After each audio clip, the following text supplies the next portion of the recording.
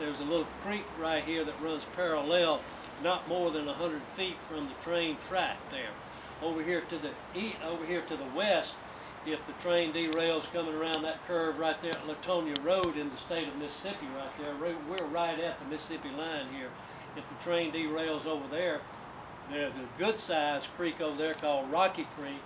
It's going to be probably 200 feet from the track itself. If it derails coming around that curve, it's going to, the river's going to be compromised by that, because that creek's going to take it right to the river, probably about 400 yards down the river where the confluence of the creek and the river is. You know, we don't have a chance. If this thing derails, you know, if this happens with the product that's coming across this rail right now, it's definitely going to be a catastrophic situation without a doubt. If you had a derailment here like the one just up the track in Mississippi on this same line, would it leave your house and your campground uninhabitable or unusable? No question. No question. No question. It took about a week and a half to 2 weeks to clean up just the metal debris that happened in that derailment. And there was steel stacked up 30 foot high. They brought track hoes and cranes in there to stack it up, and they had a line of, you've seen these 18-wheeler open-bodied trailers that they haul heavy loads of dirt. I'm not talking about a regular 30-yard, 20-yard dump truck. I'm talking about several yards of dump trailers that they were hauling that steel out of there on. They was butt to butt all the way out to Highway 98 there. Does it still stink now today? Well, it's been weeks since. But the New Augusta situation, which is just south of Hattiesburg, I think somebody told me it was about 42 miles from here, up on 98, and it still stinks. Yeah. And that was what, a month ago? Yeah. It still stinks. Probably going to stink for the lifetime of those people that live there. You know, they're going to have to deal with that. Just like in Magnolia, Arkansas. You know about that. Yes, I know about that. Yeah. Same thing. People have to, they tell me that people have to leave their house when it starts raining or anything. Their homes when it starts raining are real high. Did you guys happen to go up to New Augusta and see the fiasco up there? I rode up there and looked at it. It's a mess. It was a mess. It happened on Friday morning, and I went up there on a Monday morning. And when I got there, of course, you couldn't get over there to it because they had the westbound lane closed, and you had to go jump over in the eastbound lane. I rolled down my window to get some clear pictures, and the minute that I rolled my window down, that smell, that crude smell, hit me, and my eyes started burning.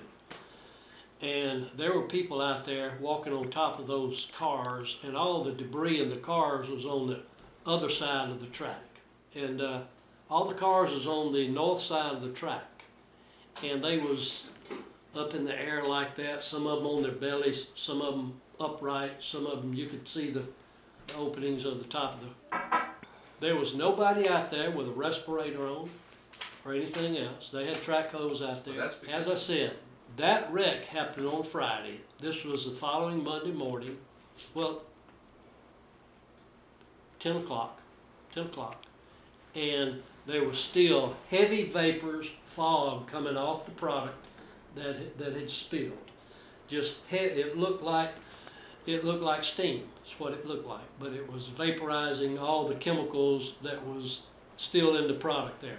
And that was Friday, Saturday, Sunday, and then Monday morning.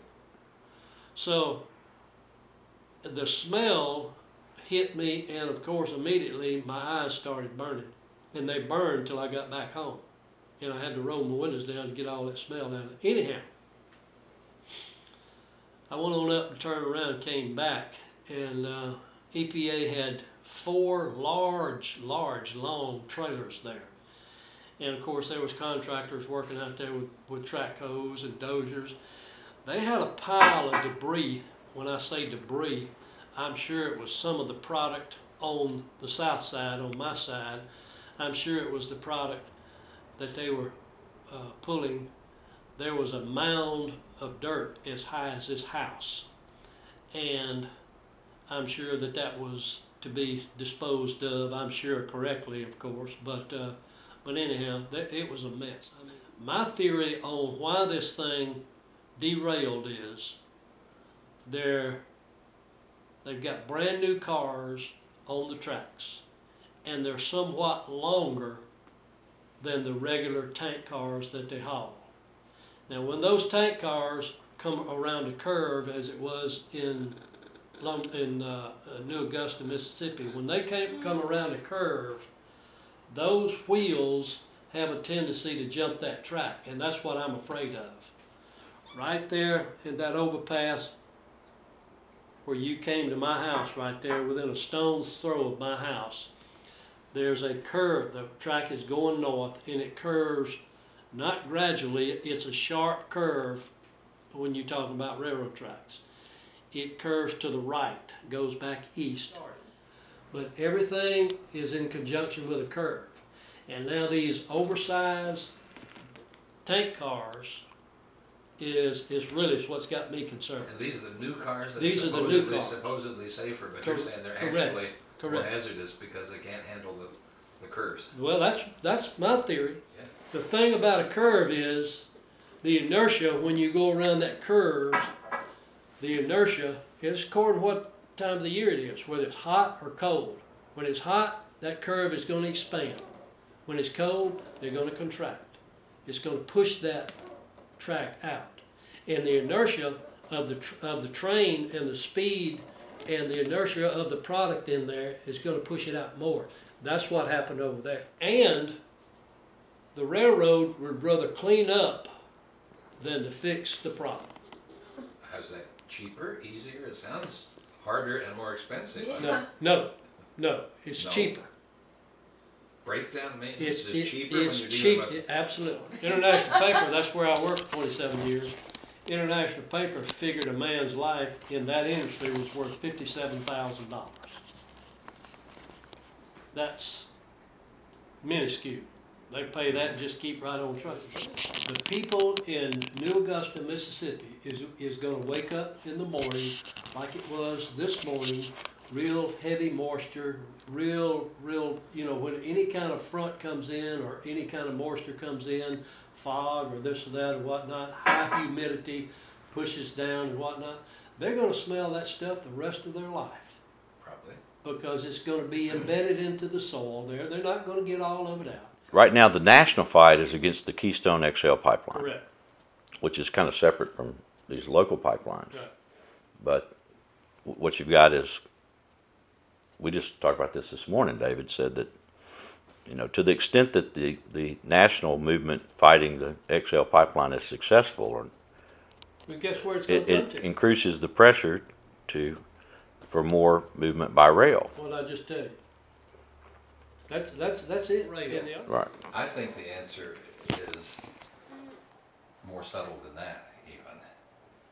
I think it is, though nobody will confirm it, but it makes sense. That they want to bring loaded tanker ships into downtown Mobile. That's what they're carry gonna in do. Mexican and Venezuelan That's what and they're Middle gonna Eastern do. crude and unload those into the tank farms on the city, then into this new pipeline through Africa Town, then to 10 Mile Terminal, then to the new pipeline through the watershed. Right. And at that point, they have an empty tanker ship sitting at the docks downtown. Then they put the Canadian tar sands into the tanker ships and take it out, bound to China. Correct. So they have full tankers coming and going to the port, not an empty one arriving to take a full cargo out. I think that's... Well, the Canadians have already said if the United States don't want it, they're going to let the Chinese have it. That's right. And the Chinese want it. It's coming to Mobile so Right. it can get to China. Correct. But they don't want to bring an empty tanker in Right. to fill it up, so they're bringing full tankers Right. of standard crude, Well, they put already in the pipeline to Pascagoula. They already said That's that- why they don't take the train directly to Pascagoula. because they That's my best guess. For well, why. I think you're right because Chevron has already said that they're going to bring Peruvian crude and Saudi Arabian crude in that line and pump it to Chevron. Right, that's what will be arriving in the tanker ships that will Right. take the Exactly. tar sands crude out. And then they're going to load it with, just like you said, with tar sands crude. That's